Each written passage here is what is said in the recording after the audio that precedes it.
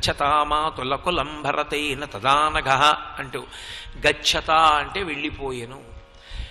ఒక్క అయోధ్యకాండలో మందర మాట విన్న కారణం చేత దశరథ మహారాజు గారు వెళ్ళిపోయాడు. రాముడు లక్ష్మణుడు అరణ్యవాసానికి వెళ్ళిపోయారు. సీతమ్మ తల్లి అడవులకు వెళ్ళిపోయింది. కౌసల్య సుమిత్ర కైకేయీల యొక్క 5వ తనం వెళ్ళిపోయింది. సింహాసనం అయోధ్య నుంచి నందిగ్రామానికి వెళ్ళిపోయింది. భరతుడు నందిగ్రామానికి వెళ్ళిపోయాడు. శత్రుఘ్నుడు భరతుడితో వెళ్ళిపోయాడు. అన్నీ వెళ్ళిపోయాయి. ఒక్కళ్ళ మాట, చెప్పకూడని మాట ఒక వ్యక్తి చెప్తే విన్న కారణానికి ఎన్ని కదిలిపోయాయో. 14 సంవత్సరములు అయోధ్యాపట్టణ అంతఃపురంలో ఏ వెలుగు లేదు. అయోధ్యాపట్టణంలో సింహాసనం మీద కూర్చుని ప్రభువు పరిపాలించలేదు. అంత కళకళలాడిపోయి అంత శోభస్కరంగా ఉన్నటువంటి అయోధ్యానగరం, కోసల రాజ్యం అలమటించిపోయాయి రాముడి కోసం. అంత కష్టపడవలసి వచ్చింది సీతారామ లక్ష్మణులు. ఒక్క మాట, మందర మాటకి, ఆ మాట విన్న కైక మాటకి రామాయణం అంత తిరిగిపోయింది. ఆ తిరగడం రావణ సంహారం కోసమే. కానీ మీరు మాట యొక్క వైభవంగా ఆలోచించండి. ఆలోచించినప్పుడు నరుడికి మాట ఎంత శక్తివంతమో, ఒక్క మాట మనుషుల జీవితాల్ని ఎంత తిప్పేయగలదో, ఒక్క మాట మనుషుల జీవితాల్ని ఎంత శాసించగలదో అర్థమవుతుంది. అందుకే ఒక్క మాట మాట్లాడడానికి ఎంతో ఆలోచించాలి.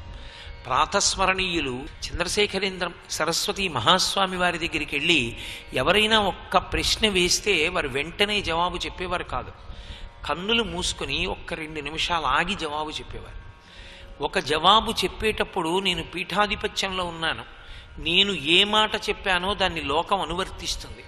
నేను మాట మాట్లాడేటప్పుడు అంత జాగ్రత్తగా మాట్లాడాలని అంత ఆచితూచి మాట్లాడేవారు ఆయన.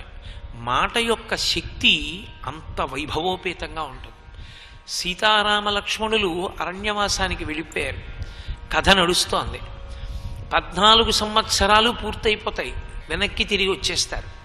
ఏ అరణ్యానికి వెళ్ళినా పక్కన సీతమ్మ ఉన్న కారణం చేత శాంతి స్థానము, ప్రియపత్ని, మనసెరిగిన ఇల్లాలు, మనసెరిగిన భర్త అయిన కారణం చేత సేవించడం తప్ప వేరొకటి ఎరగనటువంటి మహాపురుషుడు లక్ష్మణస్వామి.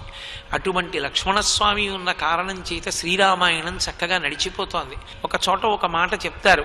బహుశా రామాయణంలో ఒక శ్లోకాన్ని ఆధారం చేసుకుని చెప్పారు. అది రాముడు ముందు నడుస్తున్నాడు, మధ్యలో సీతమ్మ నడుస్తోంది, వెనక లక్ష్మణస్వామి నడుస్తున్నాడు.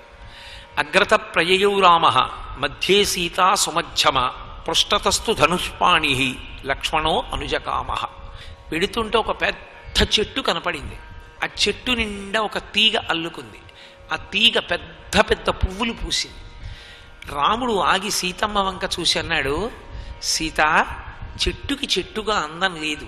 అంత పెద్ద చెట్టు అయినా దానికి అందం ఎక్కడిది? ఆ తీగ అల్లుకుని పువ్వులు పూసింది చూసావా?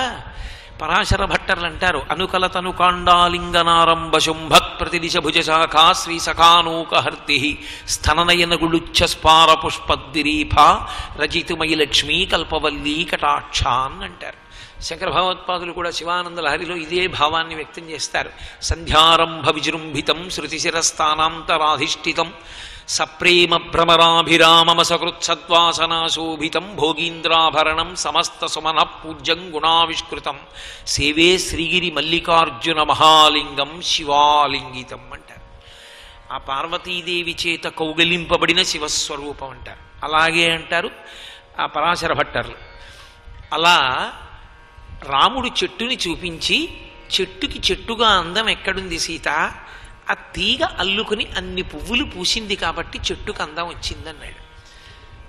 సీతమ్మకు అర్థమైంది, అంత పెద్ద చెట్టు దొరికింది కాబట్టి తీగకి ఆశ్రయం దొరికింది. చెట్టు వలన తీగకి అందం కానీ తీగ వలన చెట్టుకు అందం కాదండి. అంటే రామా, మీ వలన నాకు గొప్పతనం వచ్చింది కానీ నా వలన మీకు గొప్పతనం కాదని సీతమ్మ హృదయం. ఇద్దరూ కలిసి లక్ష్మణస్వామిని అడిగారు, లక్ష్మణ, నువ్వు చెప్పు, తీగ వల్ల చెట్టుకు అందం వచ్చిందా, చెట్టు వల్ల తీగకు అందం వచ్చిందా అన్నారు. లక్ష్మణుడికి అర్థమైంది. అన్నయ్య వల్ల వదినిక, వదిన వల్ల అన్నయ్యక అని అడుగుతున్నారని. ఆయన అన్నాడు, చెట్టు వల్ల తీగకో తీగ వల్ల చెట్టుకో నాకు తెలియదు, కానీ అంత పెద్ద పెద్ద పువ్వులు పూసినటువంటి తీగ అంత పెద్ద చెట్టు నల్లుకుంటే అన్ని పువ్వులతో ఉన్న ఆ చెట్టు కింద కూర్చుని సేద తీరగలిగిన నాలాంటి బాటసారి అదృష్టవంతుడు. ఓ అన్నయ్య వదిన, మీలాంటి మహాపురుషులకి నేను తమ్ముణ్ణవడం, మిమ్మల్ని అనువర్తించడం, మీ పాదఛాయలో ఉండడం నా అదృష్టం అని లక్ష్మణస్వామి అన్నాడు.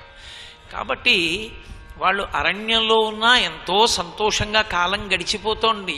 మనసెరిగిన భార్యాభర్తలైనటువంటి చోట ఎంత శాంతిగా ఎంత సంతోషంగా ఉంటుందో. కాబట్టి ఆనందంగా రోజులు గడిచిపోతున్నాయి. ఖరదూషణాది రాక్షసులు వచ్చారు. 14,000 మంది రాక్షసులు ఒక పక్క, రామచంద్ర ప్రభు ఒక్కడు ఒక పక్క. శ్రీరామాయణంలో ఆ సందర్భంలోనే ఒక అద్భుతం జరిగింది. 1 గంట 12 నిమిషములలో రామచంద్రమూర్తి 14,000 మంది రాక్షసుల్ని తెగటార్చాడు.